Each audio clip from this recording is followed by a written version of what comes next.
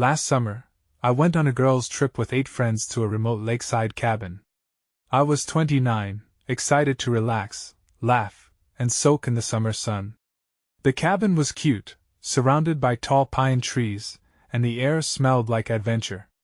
I thought it would be the perfect getaway. We spent our days swimming and sunbathing.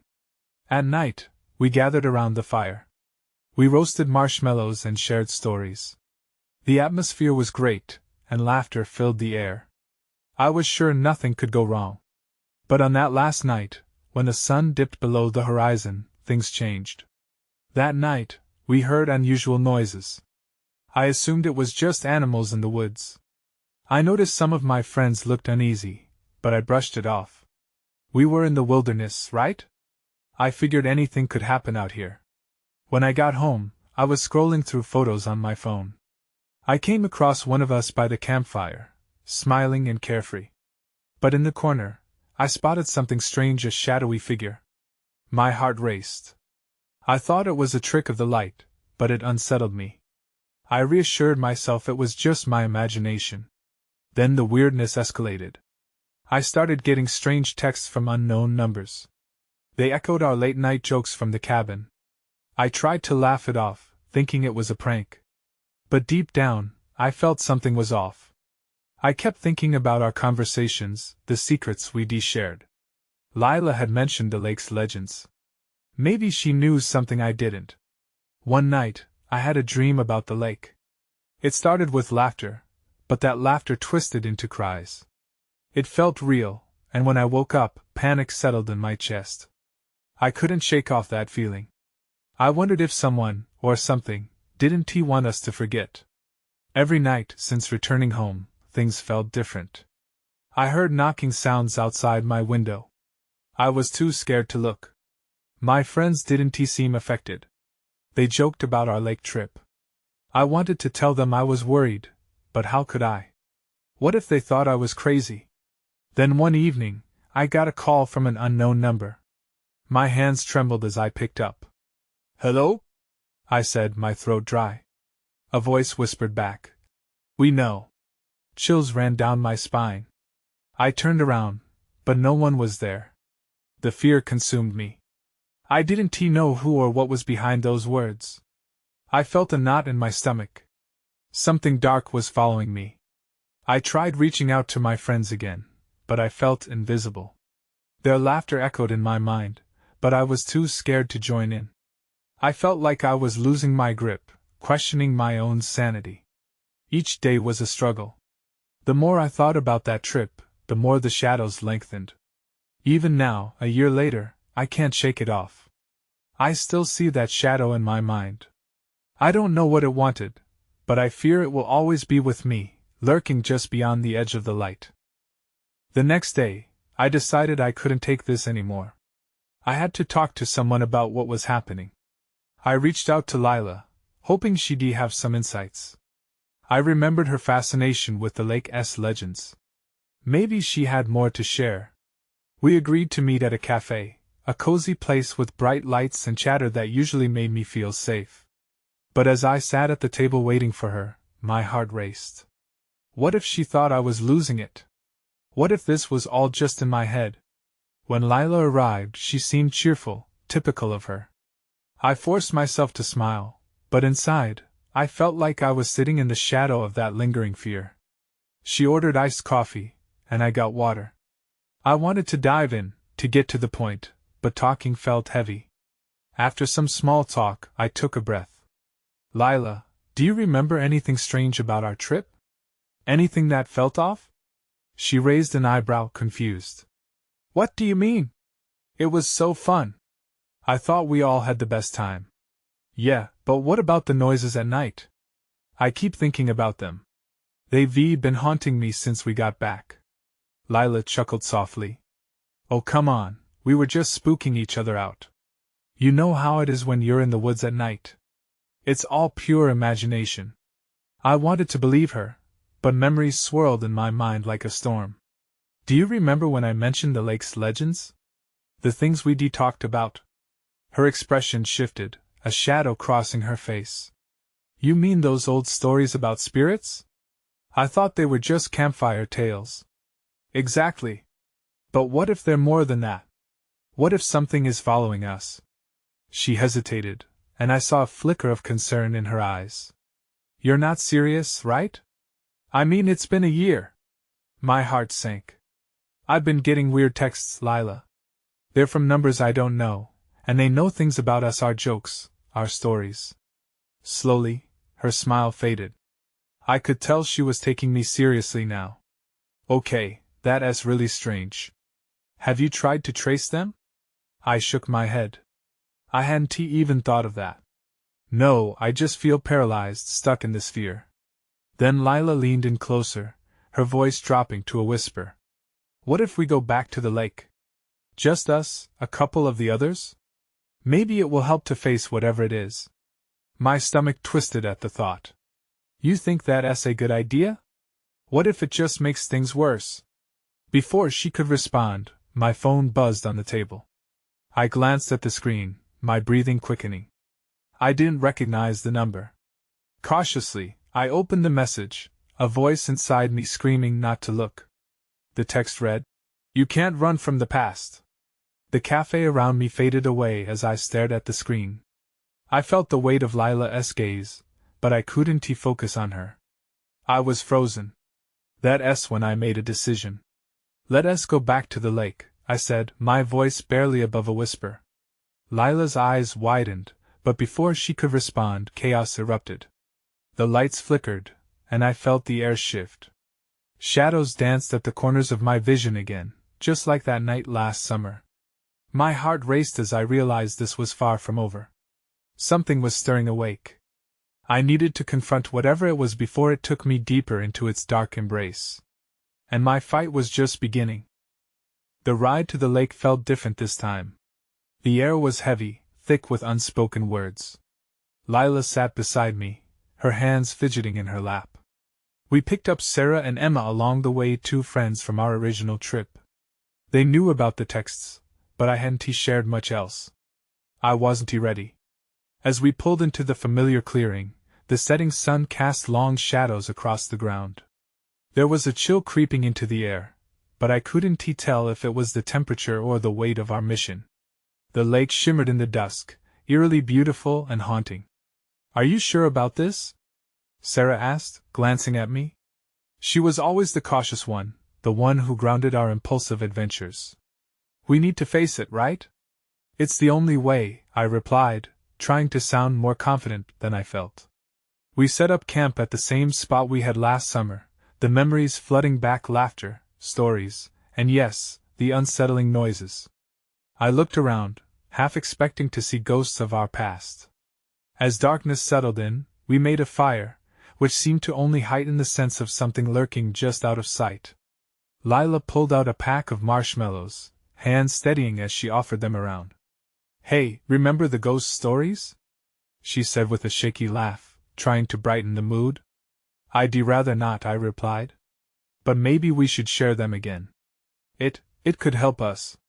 As we took turns recounting tales, laughter filled the air, though it felt strained beneath the surface. And then I could no longer ignore the prickling sensation at the back of my neck, the sense that we were not alone.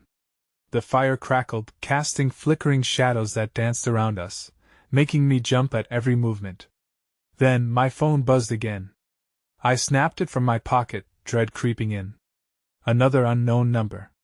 My hands trembled as I opened the message. I know where you are. I felt my heart drop.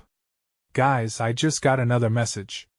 The laughter died down, replaced by uneasy silence. They leaned in, eyes wide with curiosity. What does it say? Emma asked, her voice barely above a whisper. You'll think this is crazy, but it says I know where you are. Lila's face paled. Should you reply? What do they want? I don't know. It felt wrong to even consider it. Maybe I'll just block the number. But just as I reached for my phone again, the wind picked up. A rustling came from the trees, too rhythmic, almost like footsteps. It was almost imperceptible, yet it sent a wave of anxiety through the group. Did you guys hear that? Sarah's voice trembled. Before I could answer, a flash of white darted between the trees. My breath caught. It was just a glimpse, but it looked oddly familiar. This was where we had seen something last summer, a fleeting shadow that had whispered calamity. Maybe we should pack up and go back, Emma suggested, her voice shaking. No! We can't run from this, I insisted, panic bleeding into my determination. But inside, fear surged. Something was happening again. The past was resurfacing in a way that felt all too real. Let us go check it out, I said, my voice firming despite my growing dread. Lila shot me a worried glance, but there was no turning back now. With a steadying breath, I led the way towards the woods, fueled by half hope and half fear.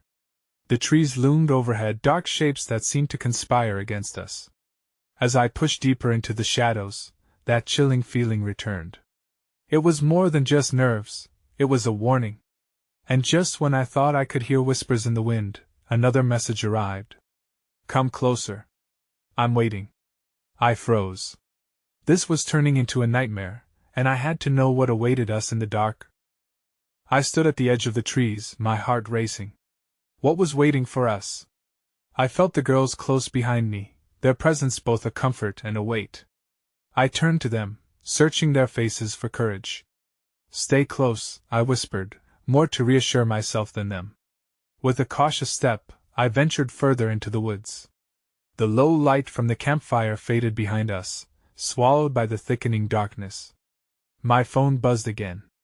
I almost didn't want to look, but my curiosity got the better of me.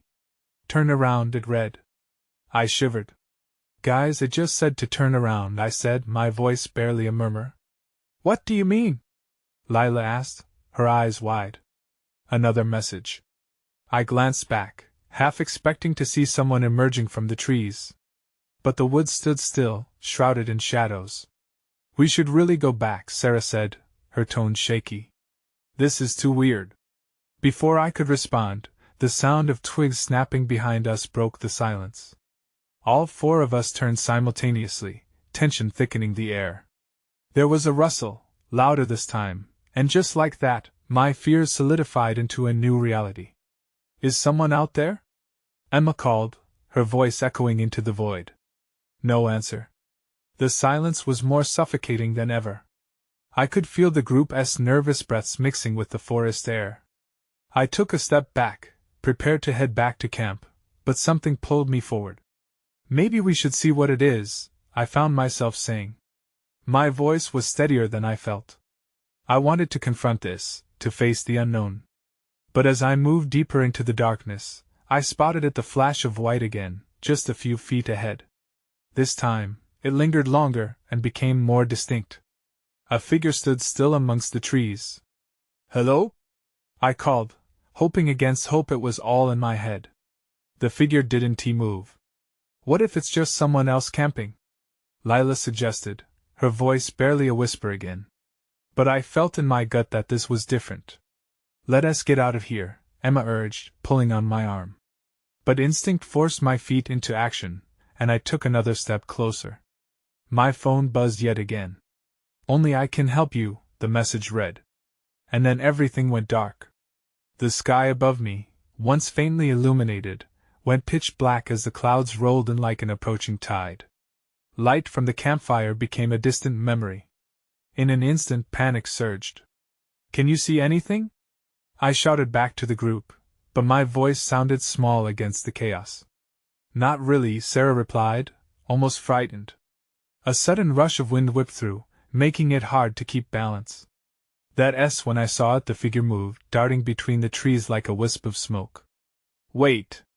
I cried, taking off after it, urgency pushing me without thought. The rest of the girls shouted my name, but I couldn't stop now. I plunged deeper, focused on the pale shape gliding through the branches, hoping if I could catch it, everything would make sense. But as I ran, the ground gave way beneath me. I fell hard, the world around me spinning into chaos. I landed in a hollow, darkness settling around my limbs like a comforting shroud. I stared up at the trees, heart racing, the silence roaring in my ears.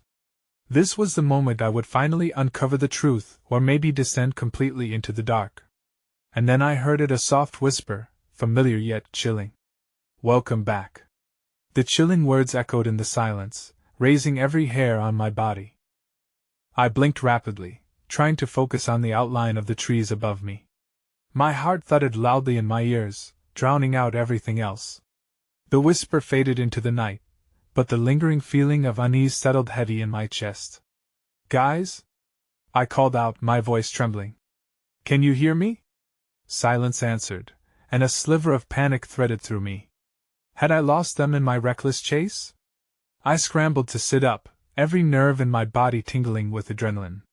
My phone had landed next to me, screen illuminating the space with a weak, cold glow. I quickly grabbed it, hoping for clarity or at least a signal, but the screen was frozen. No connection. "Great," I muttered, the darkness pressing in from all sides. I pushed myself to my feet, the leafy floor rustling beneath me. My hands brushed against something cold and metallic, my dagger charm I kept for good luck. In that moment, I felt a flicker of strength. Taking a deep breath, I tried to recall the last thing I saw. The figure. It had been right there, and a jolt shot through me. It wasn't just an apparition, it had a form, a presence. I had to find it again. "Emma? Lila? Sarah?" I shouted louder this time. A sense of desperation seeped into my voice. Each name echoed back, swallowed by the woods. But as my breathing steadied, I heard something, the faintest rustle, followed by soft footsteps. I swung around, straining to see through the darkness. Then I saw it again. The flash of white. It flickered like a lantern before vanishing, a beckoning light in the vast black. Was it leading me on? I hesitated, uncertainty gnawing at me, but another sound urged me forward, whispers, soft and low, just out of reach. I made my way cautiously, each step deliberate, counting on the dim light of my phone. As I approached a clearing, the ground sloped down into a small, mossy dip. I could see it more clearly now. It was a girl, her back turned to me, wearing a flowing white dress that seemed to glow. "Hey!" I called, hoping it was one of my friends. No answer. As I stepped closer, she turned slightly, her face hidden in shadows. Panic surged again. I felt trapped between fear and an uncontrollable curiosity. "Wait! Are you lost?" I shouted. Then she spoke without turning fully to face me. "You know what happens when you follow the light?" My stomach twisted. "What does that mean? Is this a joke?" "I can help you," she repeated, her voice chillingly calm. Instinct screamed at me to turn back, to run, but I found myself asking, "Help me with what?" "Find your friends." As the words hung between us, I felt the ground shift beneath me. A low rumble echoed in the distance, and in that moment, the clearing vanished. "Wait! Don't go!" I cried, but everything spiraled into nothingness. Panic clawed at my throat as I was engulfed in darkness again. The ground felt solid beneath my feet once more, but I had no idea where I was now. Then, something cold and sharp brushed against my leg, and I froze, heart racing. My breath caught as I realized the whispers had returned, all around me, growing louder. Then I heard the chilling laugh. I stumbled back, dread spilling into my veins. "Guys?" I whispered again, but the silence had shifted. This time, something was definitely closing in. I stood there, paralyzed by a mix of fear and curiosity. The laughter echoed in my ears, a taunt wrapped in shadows. I felt disoriented, like I was caught between reality and some dark dream. The whispers morphed into low voices, interweaving with the laughter, creating a cacophony that made it impossible to think straight. Gathering my thoughts, I turned slowly, scanning the pitch-black surroundings for anything that might help me understand what was going on. Maybe the girls were still close by. But when I called out again, only the laughter responded. It was mocking, unsettling, and I felt my pulse quicken again. Then I heard a faint rustling nearby. It felt different from the whispers, more solid, more real. I squinted into the darkness, trying to discern shapes or movement amongst the trees. Every instinct told me to run, but an inexplicable pull nudged me to stay. "Hello?" I ventured, my voice steadier this time. But my heart lurched as the rustling intensified, quickly turning into what sounded like footsteps. Heavy and deliberate, they approached. My mind raced. Was it one of my friends? Or something else? I felt the cool metal of the dagger charm in my pocket, the only thing grounding me to reality. Summoning my courage, I took a hesitant step forward, using the dim light from my phone to guide me through the darkness. As I moved, the footsteps halted, leaving an eerie silence in their wake. Unease coiled in my stomach, but I pressed on, compelled to uncover what was out there. That's when I saw it, a flicker of white through the trees, eerily familiar. The girl in the dress. Wait! I shouted, rushing toward her. Are you? Before I could finish, she spun around, her face illuminated by the light shining from my phone. My breath hitched. Her skin, shockingly pale, seemed almost transparent. Her eyes were not just dark, they were voids that swallowed the light around them. Why did you come after me? She asked, her voice like ice, cutting through my resolve. I thought you could help me find my friends, I stammered, the words tumbling out before I could stop them. Panic clawed at my throat again. But help is an illusion, she interrupted with a haunting smile that sent chills down my spine. They are lost as you are. With those words, the ground beneath me trembled again, and I staggered backward. I wanted to flee, but I was frozen, caught in the gaze of her soulless eyes. The whispers intensified, swirling around us like a tempest.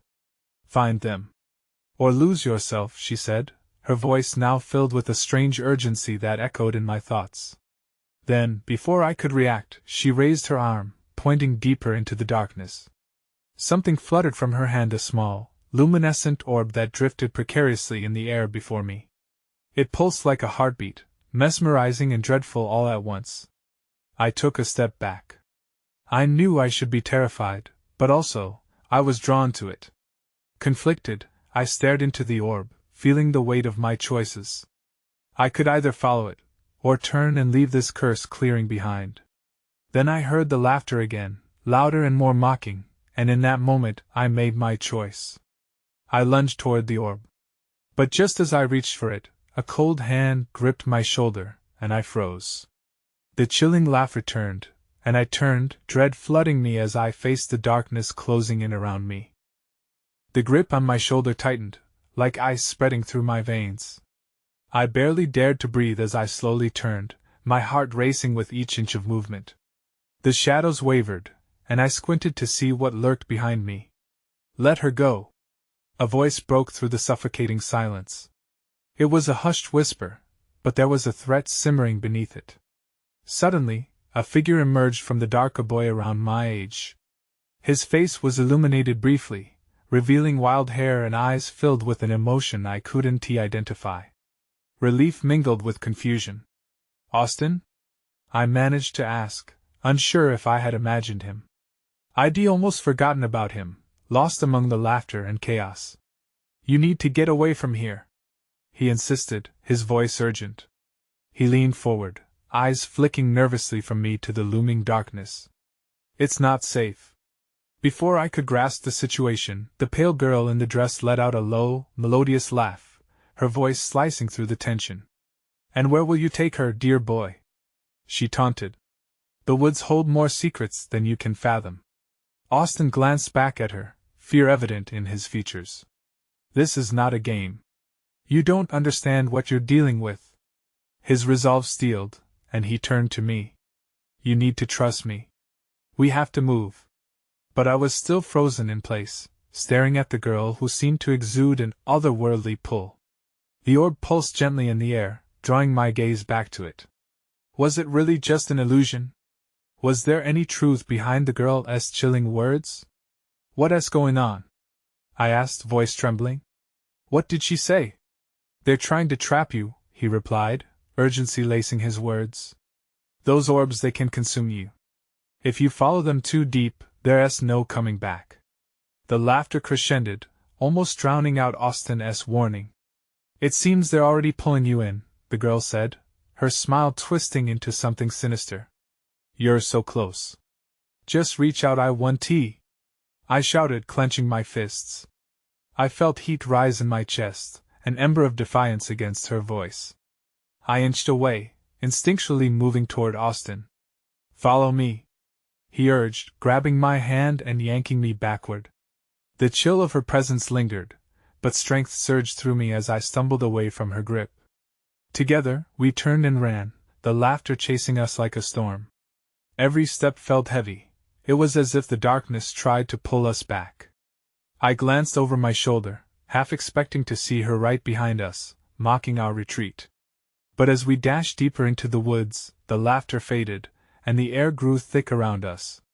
Austin stopped suddenly, yanking me behind a tree. I held my breath, straining to listen. "Do you think she followed us?"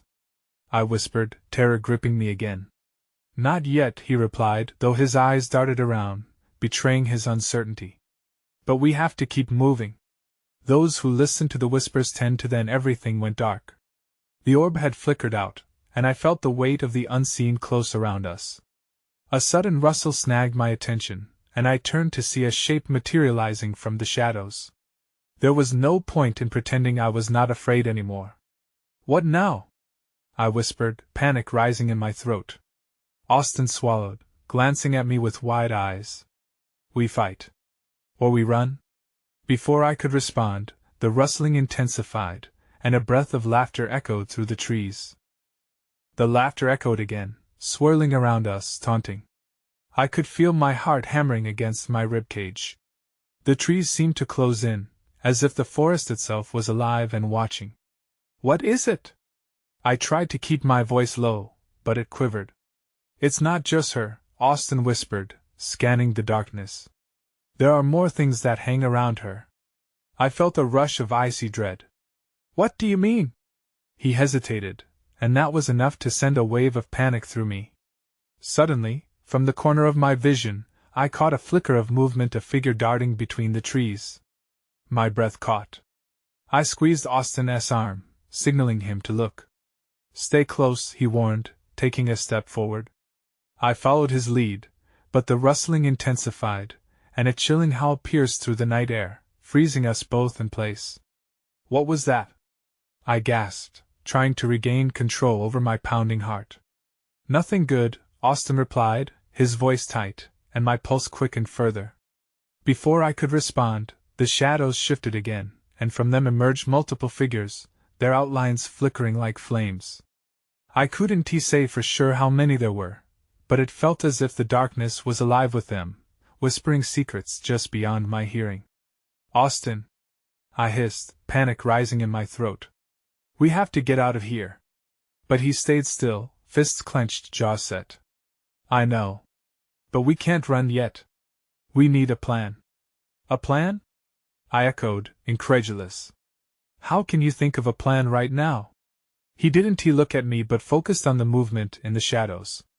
"We're not in immediate danger yet. We can outsmart them." "What do you mean?" My voice was a tight whisper. "The trees," he said slowly, eyes still darting around. "They can give us cover. If we stay quiet and make our way to that grove," he gestured further ahead to a cluster of trees isolated from the main path, "we can hide for a bit, figure a way out." I nodded, trying to gather my racing thoughts.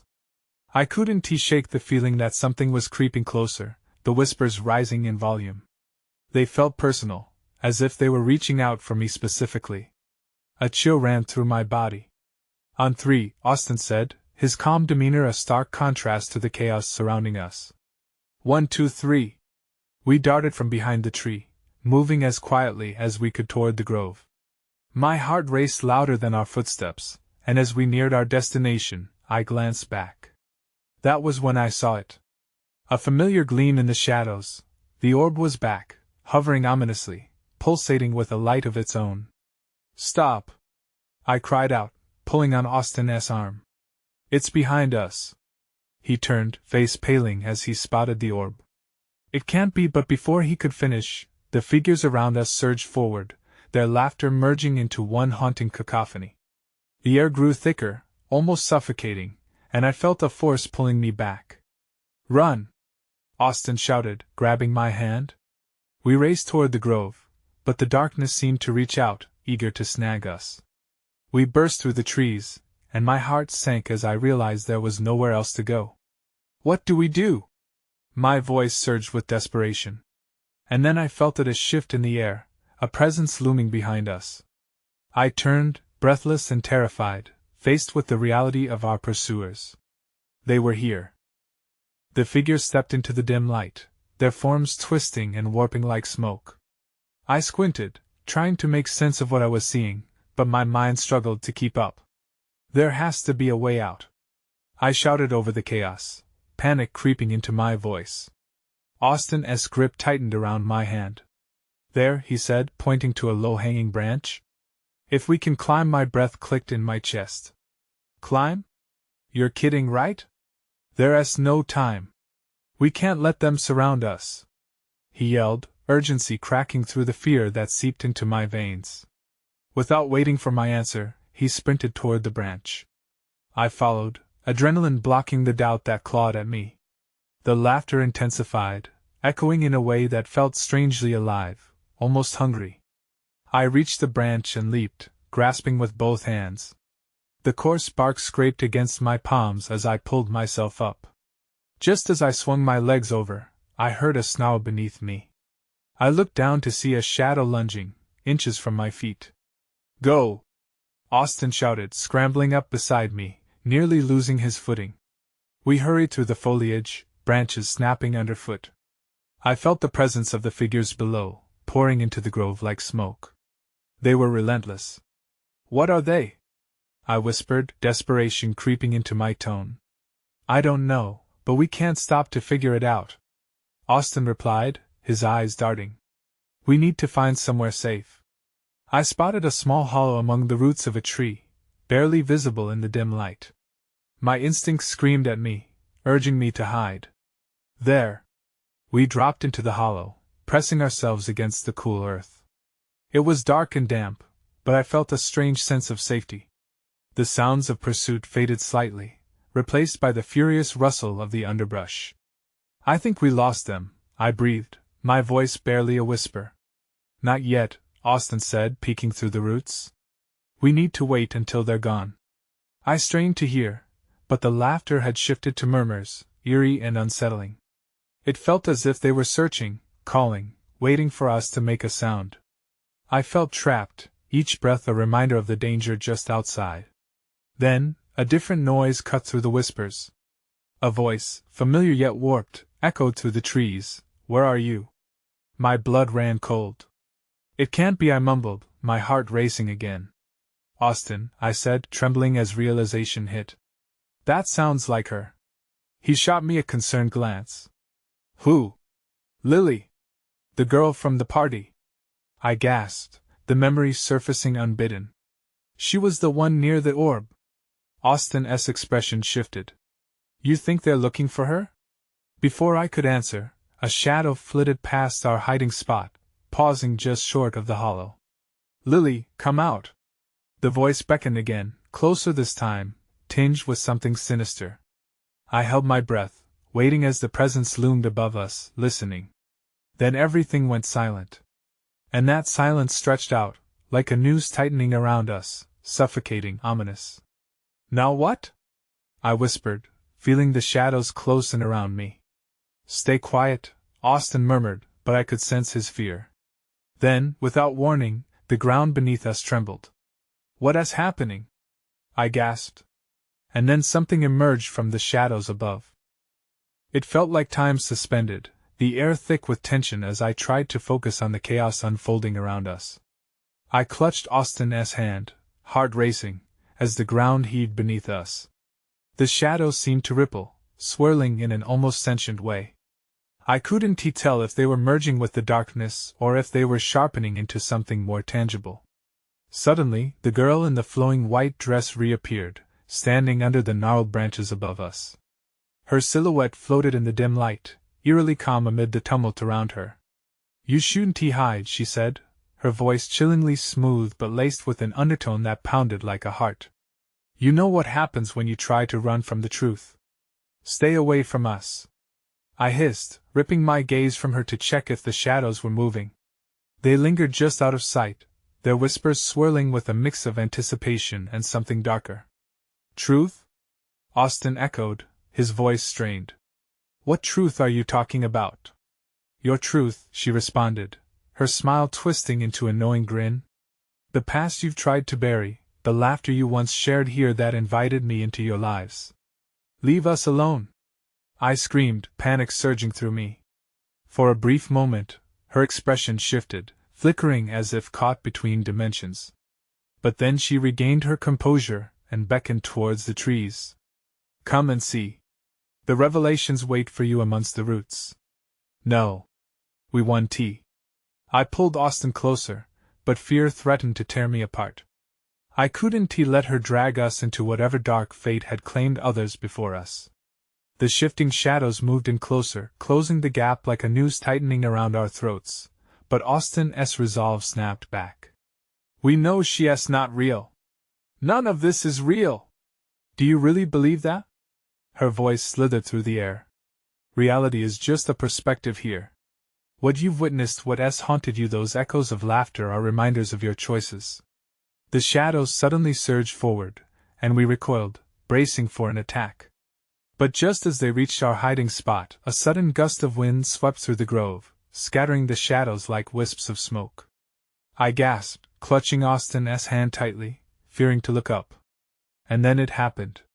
The darkness dissipated, pulling back momentarily, revealing the flickering lights beyond the trees, the fire, our refuge, where our friends had huddled, oblivious to the horrors of this tangled wilderness.